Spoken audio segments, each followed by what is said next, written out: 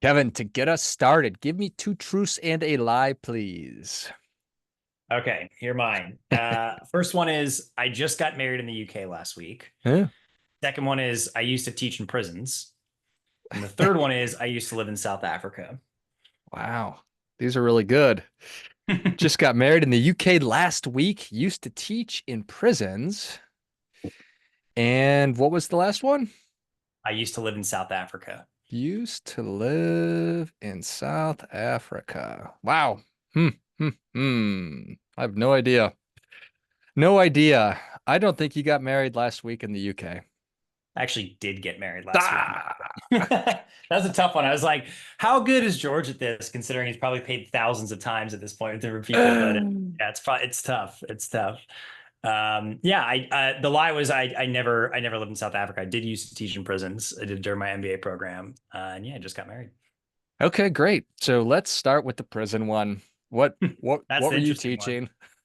Yeah. So when I was at Columbia Business School, there's a program. UVA Darden actually started it, and Columbia kind of franchised it from them, where they'd go into local prisons and they would run classes. And those, so we actually had to create the curriculum from scratch. It was financial literacy, entrepreneurship, different things, because there's just not a lot of job opportunities coming out of these institutions.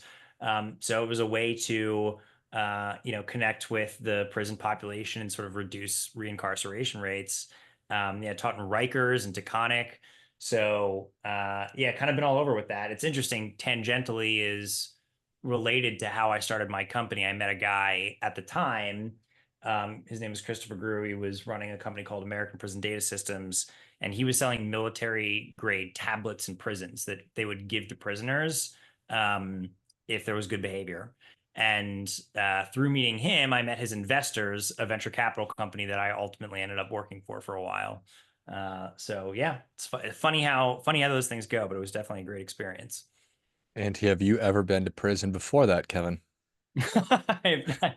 No, that was the first time.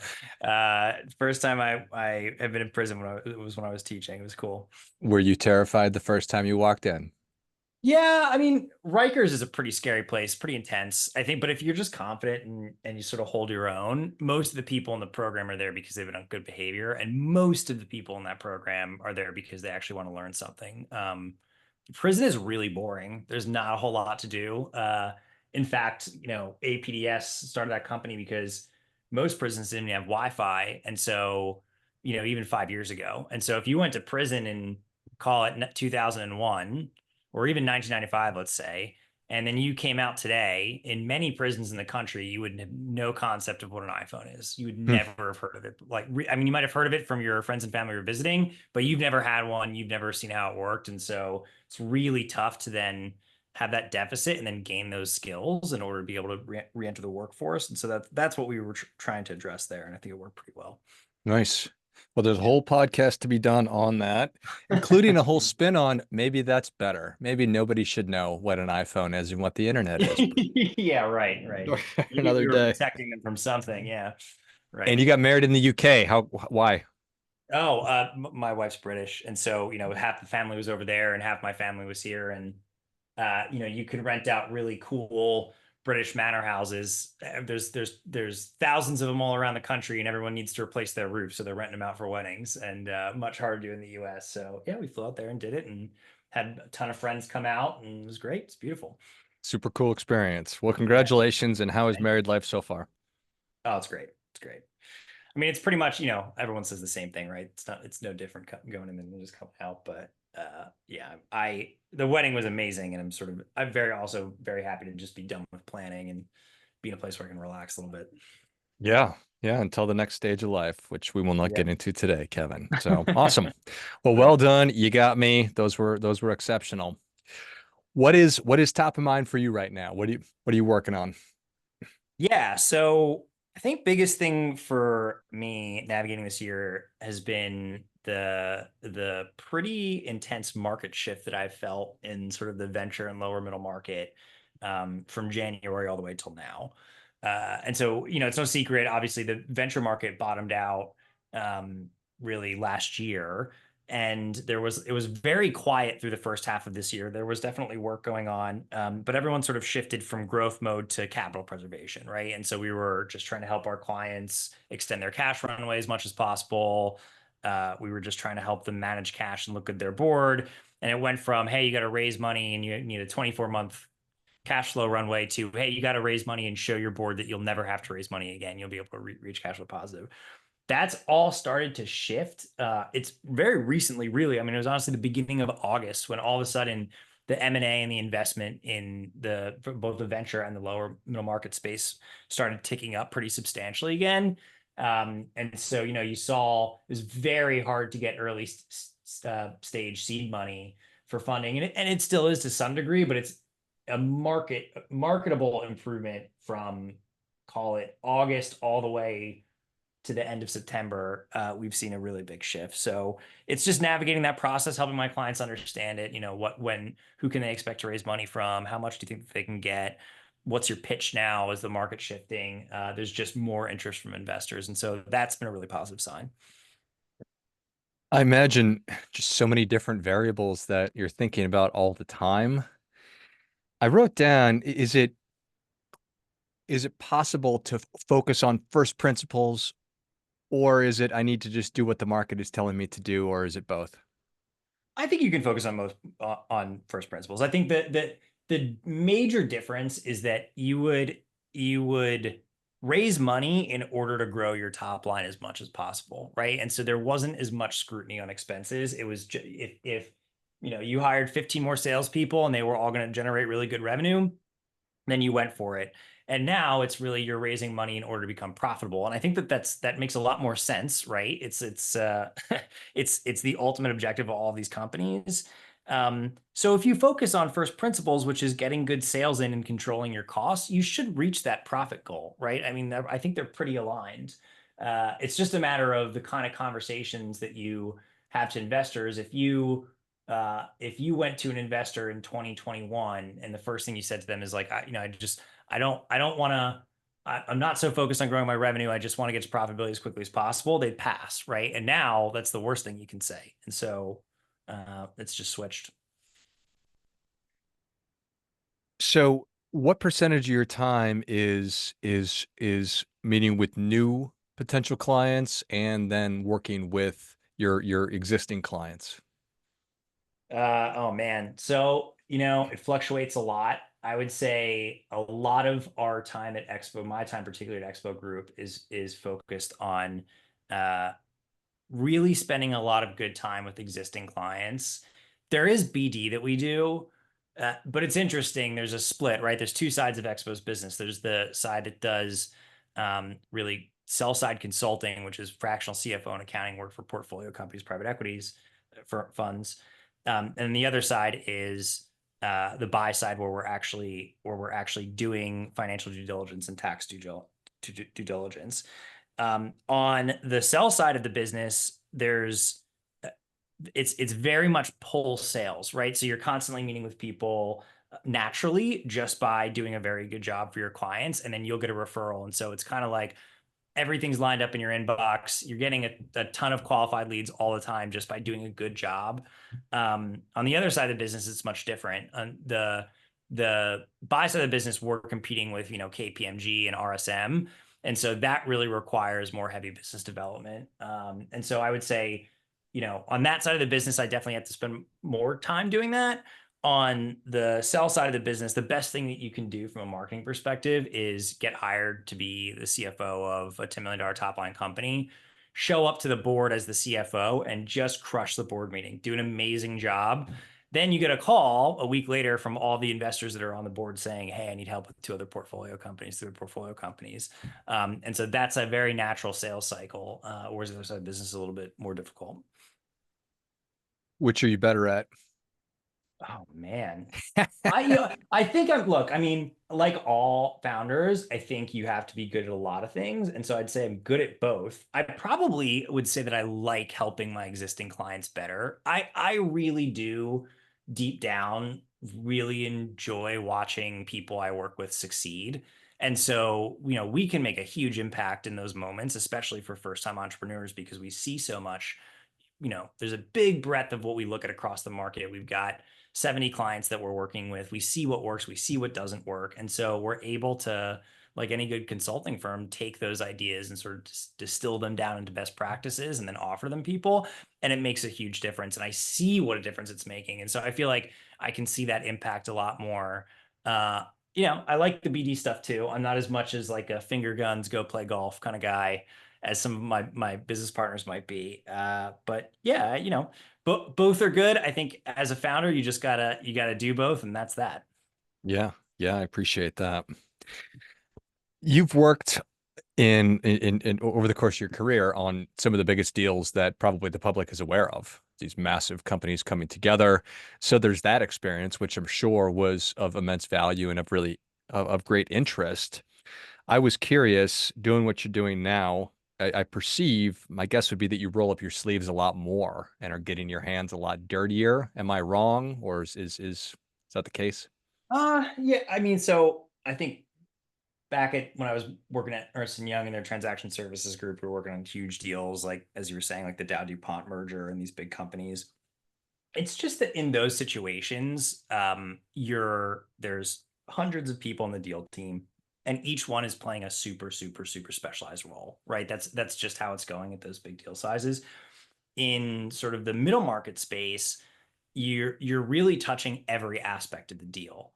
And so, yes, I think to answer your question directly, you definitely get your hands dirtier. I think it also makes you a better advisor though, because there are things that on the big deals, as much as they're very interesting, there's blind spots because you're just not involved in certain work streams. Whereas on these smaller deals, you're involved in everything. And once you've seen 100 of them, you can give much better advice to the buyer about what you feel like the working capital, purchase price adjustments going to negotiations going to go like. You can give them better thoughts on like the path to closing the deal, to what might actually be add backs to EBITDA versus what might not be, because you've just got such a good purview from doing it so many times. Yeah, I kind of think about that like theory versus practice, right? You can read all the business books in the world, but until you've done 10, 20, 30, 100, then it's a totally different deal.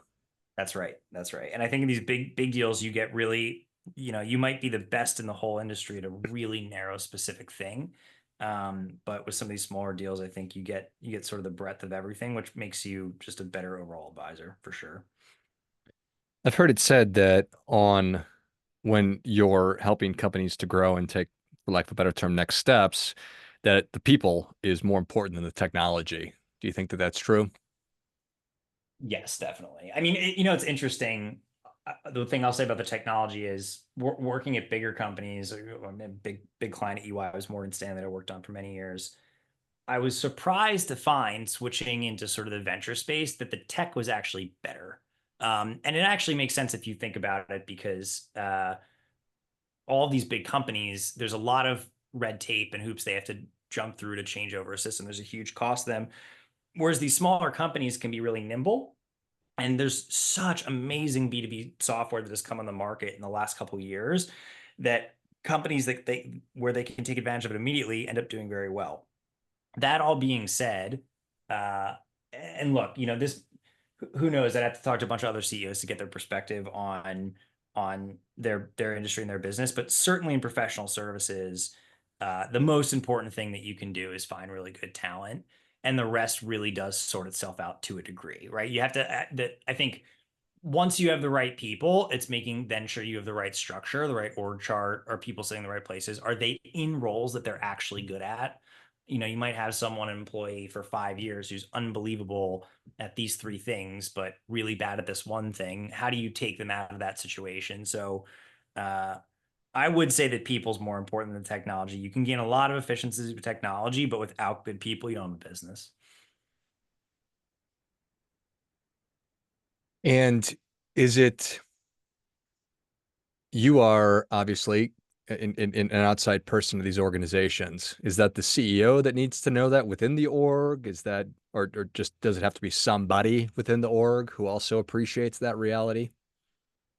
Yeah, I mean, I think it's a more general cultural concept which always comes from the top. So if the CEO appreciates that, most of the time the other people are going to sort of follow along and appreciate that as well. So yeah, I would say that it really does need to come from the top. if people are super tech focused. I also see a ton of companies that are very tech focused, and they might have okay people, but they get bloated in terms of how much operating expense they have just on these subscriptions to softwares, half of which they're not really using. A really common example here is I see a lot of our smaller companies spending tons of money getting data and reports that they don't use, right? So if you if you kill yourself to get really sophisticated reporting and you're spending a ton of money on that, and then essentially the report's created and it's just dumped in the trash can, you've wasted a bunch of money, right? So I think it's you work backwards from what do I really need, and then you build around that. And I think that the CEO is going to drive that. Yeah, I think that that makes a lot of sense, especially when we're maybe a little bit more concerned with cash than we have at other times, which is kind of a silly Absolutely. thing to think about and say, but it seems to be the case. Um, in terms of the biggest challenges and opportunities, you talked earlier about walking into a board meeting and really doing a great job. That's not innate. Is that something that you work with your companies on? Is how to execute and run an effective board meeting? Oh, absolutely. It's huge. It's a huge part of our job. And I actually think it's one of the things that is really valued by our clients, especially when they have an institutional board for the first time. Often it's, really seed stage venture companies. You might have angel investors or retail investors, and your board is pretty laid back, and you can get away with a lot. The first time a true private equity company comes in, whether that's, traditional PE or whether it's venture, your board's going to change radically in terms of their demands and what they actually want to see. And so often, we come in when the first institutional capital comes in because they realize how much time needs to get spent making sure that their board is kept happy. And that's something that we're really good at. In terms of getting good at that, I think it's like everything else in life where it's a lot of reps. We've seen every board you can imagine. We've seen boards that are have way too many people on it. They're stacked. It's like a 15-person board. We've seen boards that are, more apathetic than they probably should be. We've seen boards that, have a minority stake, but that treat the CEO like their personal employee. We've seen everything. And like all things in life, you need to be able to have several examples to learn how to navigate each situation. There's, of course, depending upon whether you're an e-com company or a software company, a standard set of slides I can give you that you can work off of, and they're like generally going to meet the bar. But it's more about understanding the dynamic of the relationships on the board and making sure that, the board members are kept happy based on understanding of what they really want. That's the harder part. It's the soft skills. And of course, that's one of those things that's hard to teach in a classroom. You just have to do it a bunch of times until you get good at it. It's like anything else. How do I know what somebody else is thinking? It's just That's right. just kind of asking what your expectations are. Yeah, exactly. Exactly. You want to, it helps to get to know each board member. The first meeting you go into, you get a sense of what they care about, what kind of questions they're asking. You write that down, and then you make sure that you're just catering to what it is they care about the rest of the time. 100%. Which seems like such an obvious thing, but it's not, right? I'm sure that That's you probably told countless CEOs that, and still they maybe don't. Maybe it takes them a little longer. Yeah, I mean, for instance, like give you an example, like you could have a board member that's actually truly there to help and wants to solve problems, and then you could have a CEO who falls into the very common trap of I want to paint the rosiest picture possible for my board, right? And so they're going in and they're showing them their sales pipeline. That sales pipeline, might be pretty aggressive, but they're trying to pitch it as something that like, oh, half these are, they're going to close, no problem.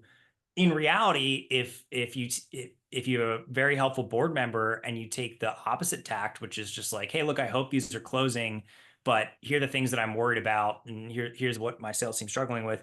That person who's probably got a lot of experience, that board member will be able to jump in and support, right? So it's kind of just aligning the types of relationships that the CEO has with the board and shepherding that process along.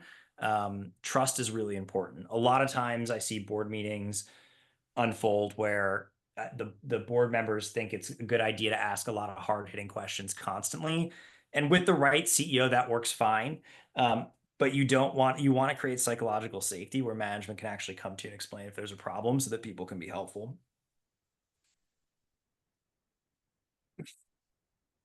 That also sounds super obvious, but I imagine that's really hard. I'm sure that there's board members that come in thinking, I'm gonna kind of to your point, ask really hard questions. I'm gonna hold so and so's feet to the fire. Some want to see the company do really well, and like I'm here to help, and everywhere in between. And then you're the CEO, and you want to be honest, you want to put your best foot forward, and all of these things, and hopefully in the middle we meet somewhere. Yeah, that's exactly right. And look, like it's like any other large scale human interaction business, but relationships play a big role and sort of just getting to the bottom of what people care about. If you can do that, then you can actually make board meetings really productive and make everybody happy from them. If you're just trying to put out the best numbers possible every board meeting, you're usually going to have a problem. Yeah. When people ask you what you do, what do you tell them? I usually tell them I run a consulting company, and the conversation stops there. But if they're if they're in finance, I'll try to I try to break it down a little bit more for them. I mean, we're really a combination of management consultants and finance experts, sort of on the sales side of the business. And we've seen everything, right? Like if sometimes you've got CEOs, former investment banker, private equity, they know what they want exactly, and they'll tell you to a T. Because we work in sort of the venture all the way up to the lower middle market, we get a lot of first time entrepreneurs too, and that's where I think that we're extremely helpful because we can let them know about so many best practices. And like, if I had someone like me now helping me when I started Expo Group, we'd be doing even better, right? So that it's just making sure that you have someone in the seat that's seen a lot and can give you good advice. That's where we sort of really shine. And so when people ask me that question, I usually just say that we're fractional CFOs, but more importantly, we're strategic advisors to our clients. And that's really our pitch too, at the end of the day. Sometimes people come to us and ask us for, some basic bookkeeping work, and we're like, well, we've got 100 people we can refer you to, but it's just really not us. Yeah. Appreciate that. I love it. Well, Kevin, you've given us quite a few, but we're ready for your difference making tip. What do you have for us? Sure. Uh, so, you know, this is something I think about a lot. It's like, what is the most important trait? I'm sure a lot of people with a lot of CEOs consider this question. But over the past 6 years, I've probably worked with, I don't know, 150 CEOs of different companies really closely. I mean, intimately having regular calls with them, trying to help them grow their companies. And it's a wide range. If I had to pick one difference making tip in the early stages of a company, when I say early stage, I mean anything below $20 million of top line to me is an early stage company. In those companies, the most important thing that you can do is move fast, right? And the most common trap I see people fall into that prevents them from succeeding at the rate that they should is that a lot of times the CEOs, unsurprisingly, are super high achievers, and that means they're perfectionists. And so as a result, a really common issue I run into is that people get in their own way by trying to get an A plus every time. And so what I tell my team is, if it takes you 1 hour to get from an F to an A minus, and then a whole other hour to get from an A minus to get an A plus, I would rather have two A minuses than one A plus, right? So that's that just A plus really not acceptable. B plus also not acceptable, right? You have to meet the quality bar. But a lot of times, the CEOs for these tasks that they're working on, they're meeting the quality bar, and then they're spending an extra 2 days trying to get it to perfection. That's I think the biggest mistake you can make when you're running a really fast growing company is that you want to balance, efficiency with effectiveness, right? So how quickly you can do something versus how perfect it is. And my advice to a lot of CEOs is always, look, like you got to move on. You've gotten this to where it needs to be, and you got to move on to the next thing. The people that are able to do that well and prioritize the work that matters and not worry about getting perfect A pluses constantly, but millions of A minuses, those guys and girls are really the sort of strongest CEOs that I've seen over the last 6 years. Well, I think that that is great stuff. That definitely gets it. Come on. Can't let perfect be the enemy of the good, That's Kevin. right. Well, thank you so much for coming on. Where can people learn more about you? How can they engage? And what kind of companies are the right candidates for the work that you're doing? Yeah, so people can find us on our website. So it's www.expo.group.com. Or people can just reach out to me directly if they want to chat or they want advice. I always take a call, is my policy.